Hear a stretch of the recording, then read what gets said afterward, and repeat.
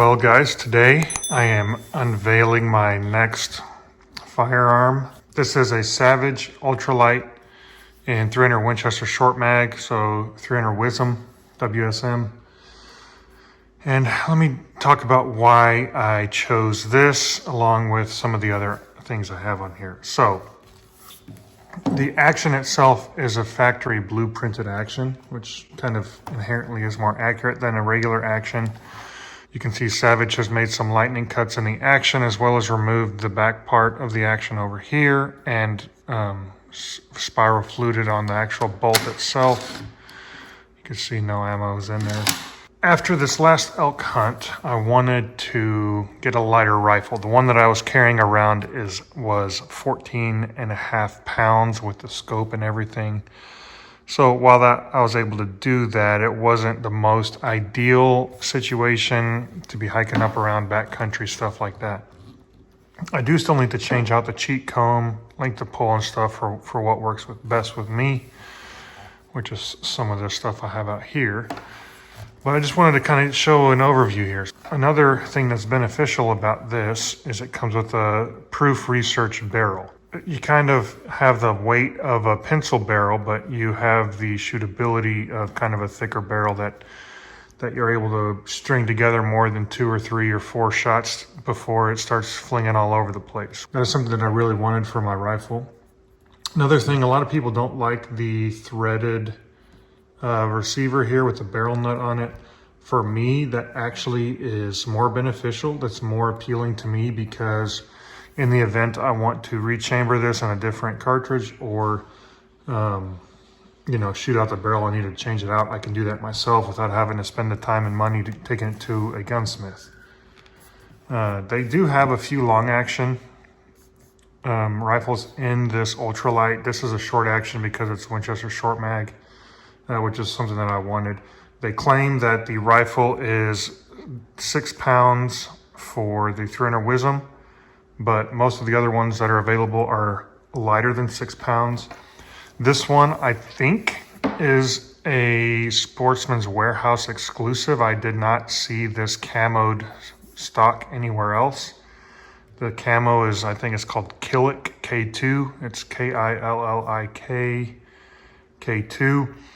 And it looks pretty good. It's actually one of the things that I wanted specifically. But if you look, they didn't do a perfect job of getting the camo around this rubberized area, but that's nothing to complain about, just something to note.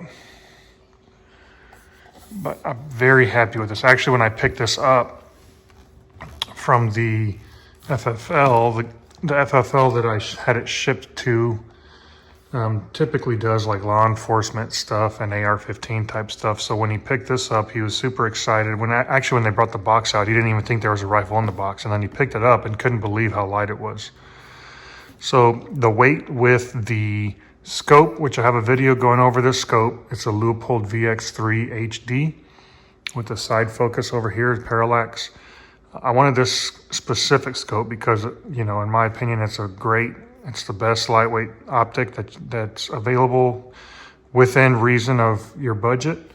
I did add these Leupold aluminum end caps, scope covers. You can see they pop up there. So that did add some weight.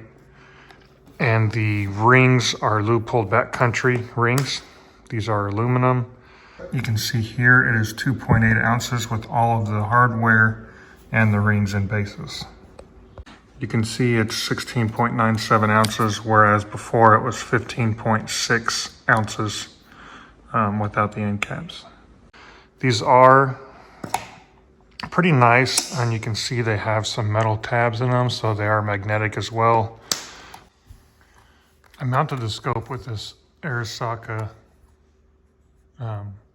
combo optic leveler. So the combo, you don't need to get the combo, it just has different heights of these wedges here, but I do have a video going over on my channel how to mount your scope. I'll link it up here.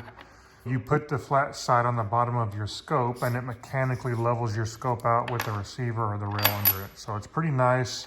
It saves a lot of time. It's worth the money. I do have some links to some knockoffs on Amazon on that other video, but definitely worth the investment on these guys.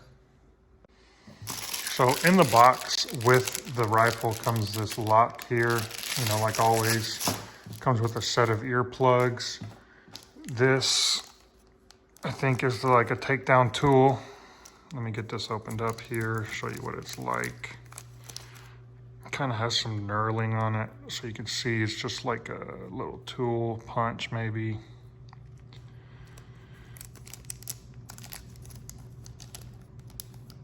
Then it comes with the owner's manual, which was not very helpful. Honestly, I took it off to look to see what the thread pitch was of these screws on the receiver, and it didn't even have that in there.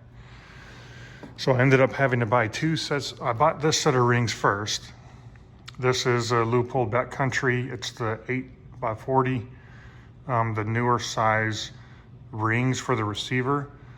Apparently Savage changed their threading on the receiver. Anything that was made in 2021 is now this 8x40. It used to be, you know, a smaller screw. So I bought these first. It seemed like they weren't, the screws that came with it were not threading into the receiver. I did not want to force them. They were very tight. It didn't feel like it was the correct thread. So I called Leupold. They said, oh, you know, sometimes the rifles of 2021, they change the thread pitch. Go ahead and order this set of rings, which is this 171114, and go ahead and buy these, and that should work. Well, so I waited, got these, and these screws were way too small. So I went ahead and tried to thread those other ones in, which you can see here. This is the 177140 model. These are the Leupold Backcountry medium height rings. So I went ahead and tried these again and just kind of pushed back through my own gut feeling, and it seemed to thread in fine. The screws seemed to be a little bit too big, but I took them in and out a few times and it looks like nothing was damaged. So I guess this is the right thread pitch, the 8x40 here. So I will have to return these other Leupold rings that I ended up buying. But anyway, so went ahead and did that. Get pretty excited about that. And you can see here, let me get this open. So it comes with different size screws, which are still in the bag here. And here's kind of an instructions on how to change it, but it has different comb heights, which you can change this section of the stock out based on how high you want it for your cheekbone, your scope setup, all that.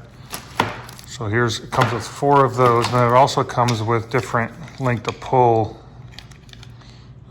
pieces you can swap out or add in addition to this one back here. So all of these reasons are why I chose to go with this Ultralite.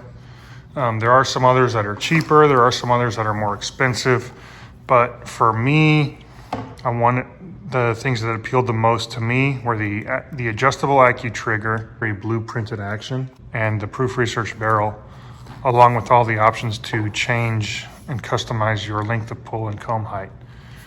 So this is a pretty exciting rifle for me, and I'm excited to see what it does, see how it performs.